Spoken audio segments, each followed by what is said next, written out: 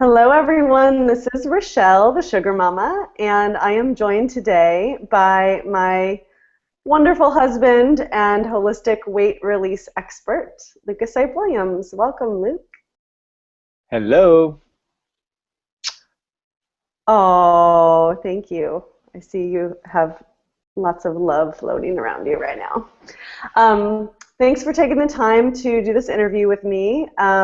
I have several women who are wanting to know how is the best way to release weight. And one thing that I know about you is that you've had tremendous success with your clients releasing weight with a slow carb approach, which is adapted from the 4 Hour Body by Tim Ferriss.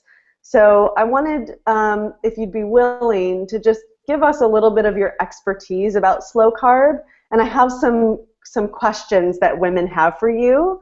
So I'd love for you to just share anything that feels important for you to share first, and then I'll go into the questions. So what would you say is your greatest awareness about slow carb and why it works? Okay. Why does it work so well for people? Sure. The first thing, before I answer that question of why it works so well, I know that you talk about food experiments, and I just want to make sure everyone knows that slow carb is one approach. It's not the approach for all women, and for all people, but it's worked for a lot of people. And I especially use it with my clients at the beginning of their weight loss journey because it seems to be one of the fastest ways to release weight. And also it's pretty simple and easy to easy to do. Whether you're cooking at home or eating out on the road, you can do slow carb. So it works physiologically because it puts you in a fat burning state. So it actually shifts your hormones to eat low carbohydrate for 6 days. It puts your body into, it shifts you from burning sugar for energy to burning fat for energy. And then on the 7th day, physiologically, by eating higher carbohydrate, it keeps your metabolism healthy over time, because if you ate low carb for too long, then it can actually have a negative impact on your metabolism.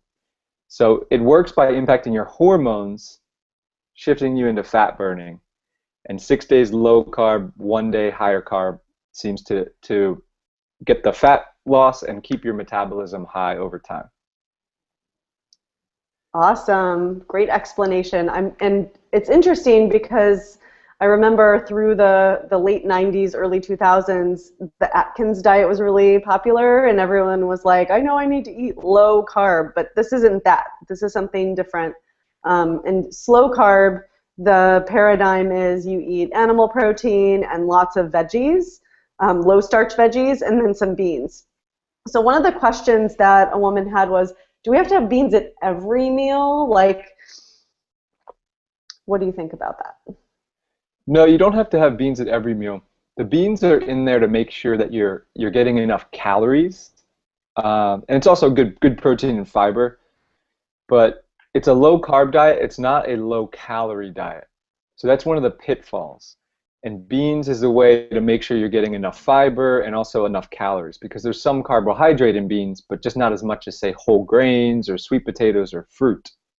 So you don't have to have them at every meal. Another way to make sure you're getting enough calories is by eating healthy fats.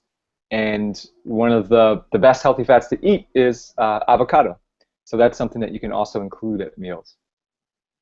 Great. So avocado, coconut, olives, olive oil, like all of those great healthy fats can be And one of integrated. them, a food that combines the two, beans and fats, is hummus.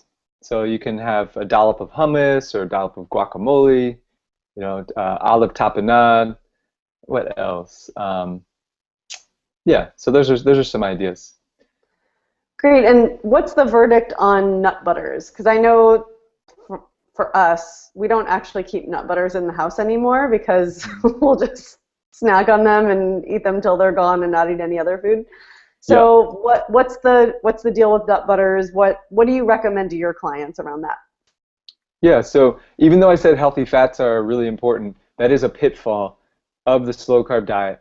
If you're eating too many nuts or nut butters, it can really be detrimental to your metabolism and your weight loss. So you can have nut butters, but if you're someone like me who tends to overeat them, then I would stay away from them. Um, they just seem to really slow down weight loss. Okay, really helpful. And part of that, from what I understand, is that nuts have a higher omega-6, so they actually generate inflammation in the body when eaten in excess, and then also they can be hard on the liver to Yeah, those process. are Is two that true? two other reasons outside of the how calorie dense they are and sort of hard to process.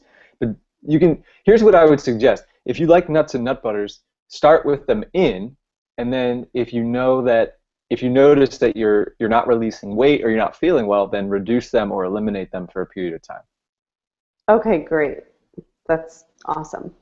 All right, next question is how important is it to eat organic? So something that you and I recommend to our clients is to upgrade the quality of their food. So if you're going to choose animal protein, we would recommend hormone-free, antibiotic-free, pastured, grass-fed, all of that. And then we know that there are some vegetables that are important to eat organic, like the Clean 15 and Dirty Dozen list is something that we refer to often. So in the 4-Hour Body, there's no suggestion about eating organic, or they say it's not important. So what's your take on that, and how does that impact someone's result in slow carb? Yeah, I don't know. It won't impact your weight loss result, so to speak. There maybe theoretically it could, if there's hormones and if, yeah, so theoretically it could, but what I've noticed is that some of my clients aren't ready to deal with quality, the conversation about quality or the cost of quality or taking any extra steps. So some of my clients, when I start them out, they're not willing to do that, and they're just eating food from the regular grocery store and different restaurants they go to. So, and I find that they lose weight just fine. And then when they're ready, then we talk about the qualitative. So it really is, we want to keep things simple and step by step. So if you're somebody who you can handle that and you can access the highest quality, I think it's critical. Not so much for weight loss, but for long-term health, avoiding risk for cancer and things of that nature. Mm-hmm. Yeah, so people can just start wherever they are, and when they're ready to take on that next level, they can take that on. But it's not essential for weight loss, is what you're saying. Right. Okay, got it. Thank you. So next question. Someone wants to know, how can I get the most out of this experience? Like what are the things that I really need to do? Like I'm ready, I'm willing, I want to have the biggest bang for my buck. What are the keys to making slow carb really work? Mm. Yeah, well, one thing I would say is definitely get the 4-Hour Body book because there's so many tips and tricks and troubleshooting in there. So that's the first thing. And then some of those things, the most common reasons why somebody's weight loss would get stalled, according inside of the slow carb paradigm, is one, if you're eating low calorie, so you're not eating enough food. So you want to be tuned in and make sure you feel good, feel energized, you don't have cravings, you're not hungry. So you want to eat enough at your meals. The other is hydration. So definitely prioritize drinking water first thing in the morning, in between meals. Hydrate your body well because it's critical for weight loss. Sleep is another pitfall. People who are undersleeping, that can negatively impact your weight loss. We talked about nuts and nut butters, so careful of that. The recommended snack for, even though there's a little bit of sugar in it, is carrot sticks. So because if you're wanting something crunchy, something to snack on in between meals, you can eat carrot sticks, a little bit of hummus or guacamole is a great way. Another one is enough protein. So it's recommended inside a slow carb to have at least 20 grams of protein per meal. Any any normal sized piece of fish or meat or poultry typically covers that. For breakfast, it looks like, well, an egg has 6 grams of protein, so you'll need to have either 3 eggs to get close to 20, or 2 eggs, some beans, or some meat, or smoked salmon or something of that nature. So the yeah, there's one tip that Tim Ferriss inside 4-Hour Body, he believes that one of the most important things that he's seen with all the people he's worked with or who've reported into him is eating a high protein meal within 30 to 60 minutes of waking up. So that's one thing you can experiment with, is having breakfast on the early end and really making sure you get that protein, because the protein is thermogenic. It creates heat in the body, so it really boosts your metabolism. Now, I will say that after a little while with my clients, one of the things we usually experiment with is intermittent fasting, which actually involves skipping breakfast, which also can support weight loss. So what I would recommend about that is, if you're somebody who really feels like you need breakfast, then experiment with making sure you get that breakfast early and good amount of protein. If you're somebody who actually feels better by not eating breakfast, then you can also experiment with actually eating breakfast later in the day. But again, you still want to make sure you have a good amount of protein at that meal. So if someone were to take on intermittent fasting, I mean, first of all, it's not something I recommend for women who are dealing with hypoglycemia or some kind of, blood sugar issue. You might argue that, but and I'm open to that debate. But for someone who, so like for me, I don't feel like eating right when I get up in the morning. I do better when I eat breakfast around 10. And then I still need a lunch and a dinner. So is that what you mean by skipping breakfast? You wouldn't skip out on having enough food in a day. You would just eat a little bit later. Is that what you mean? Yeah, you're still eating the same amount of food, but just in a bit of a shorter window. So yeah, if you're someone who finds yourself lots of cravings, very hungry, tend to be hypoglycemic, then don't play with this right now. Just work within a regular meal schedule, 3 square meals and a snack. If you're somebody who doesn't have that experience, you can actually eat your first meal later in the day, 10 a.m., 11 a.m., and then you also want to eat your last meal of the day pretty early, so you can, we say, close the kitchen. So intermittent fasting, the idea is you're eating within a smaller window. So you're eating from, well, I guess it's like this, right? Like, forget the visual. But eating from, say, 11 a.m. to 7 p.m. So you're eating in that 8-hour window, and then you're fasting the rest of the day. And there's lots of research now that's coming out that's not only is that great for weight, but it's also really great for longevity, and it boosts your brain function. So, but most importantly, listen to your body. Keep things simple, listen to your body. So just starting out with slow carb is good enough. Okay, great. And do we have time for one last question? Sure. So one of the things that I notice with my clients when we do slow carb, because a lot of my clients tend to be sugar mamas, right? Like when they open the door to sugar, it's really hard to close that door again. And so with the 6 days clean, 1 day treat rhythm, some of them notice that if they eat like an ice cream sundae for dinner on Sunday, it's really hard to go back to the slow carb on Monday, because now they have that sugar in their system and their brain is wanting more of that high. So would it still work for someone to do the slow carb experiment, do the 6 days of protein, veggies, and beans, any combination of those things, high protein meals, and then on the 7th day, not necessarily eat a ton? Like, I know in the 4-Hour Body, I don't necessarily agree with Tim Ferriss saying, like, have as many Snickers bars as you want. Like, that's not the way that I would recommend, even though that gets results for people, just because of the impact of having sugar and how that can generate an addictive response in the brain. So would you say that it could be effective as well to take more of a sugar detox approach on the 7th day by having, keeping out the white sugar and the white flour, but having higher carbohydrate, like having your sweet potato, your fruit smoothie, your brown rice, pasta, or something like that on the 7th day, instead of opening the door to lots of processed foods? Yeah, actually that would be ideal, because really what you're doing, the important factor is that you're eating more carbohydrate, not that you're eating junk. You never need to eat junk to lose weight or to keep your metabolism healthy. So the only reason why someone would eat ice cream on the 7th day, or Snickers bar, or Doritos, is if it's important to that person to be eating those foods in their life.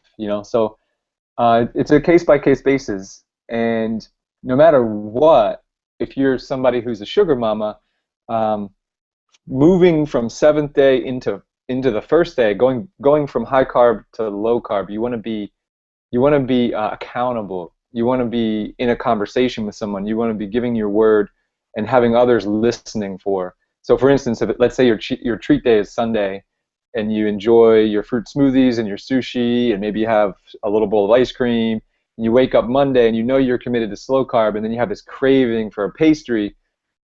It's critical that you set up the accountability ahead of time so you can be checking in with the Body Love group and saying, all right, I'm back on this low carb, right? So that's a great day to check in. And then once you get back into the flow of that, it becomes easier through the week. And it might be like, well, why would I ever subject myself to that? Well, let's say you say, I'm going to eat clean for the rest of my life. You know, you might go 30 days, but at some point, you're going to want a piece of pizza, right? Like, how many of us are going to go the rest of our life with no more pizza or ice cream? So working it in on the 7th day, and then it's just a muscle to build. You practice it, and you get powerful with it. And sometimes you're not so powerful with it, and sometimes you are, but it's a muscle that you build that can become sustainable. Yeah, that's great. And I really get that some people don't want to eat clean for their whole life, right? Like they want to have, well, you can speak in I statements. You would like to have a piece of pizza every once in a while, right? That's for you, Lucas.